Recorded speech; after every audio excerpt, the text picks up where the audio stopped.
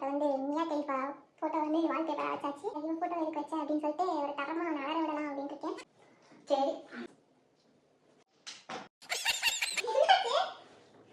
என்னாச்சு? ஒன்றும் இல்லை, அப்புறமா பார்க்கலாம். கண்டிப்பாக ஓப்பன் பண்ணணுமா? யாரும் இது கண்ணாடி போட்டுட்டீங்களா? இது motivational speaker. Hard work dedication பற்றி பேசுவாங்க, அதான் சொல்லுவாங்க. மியா கண்ணாவா மியா கலிஃபாவா தெரியல, ஏதாவது வைரஸ் அது இருக்குமோ? அந்த வெப்சைட்குள்ள போய் கரெக்ட்டா அவங்கள சூஸ் பண்ணி வாங்கி வச்சிருச்சு. அப்படிதானே? Wow, what a virus. Virus பேர் என்ன? Jansen sir. இந்த கழுத போட்டு வைப்பாங்க, என்னை பார் யோகம் வரும்னு. அத வைக்க வேண்டியதானே? வெங்கடாச்சலபதி வைக்க வேண்டியதானே? காசு மேல போட்டும். இதுக்கு இவன போய் வச்சிருக்கற?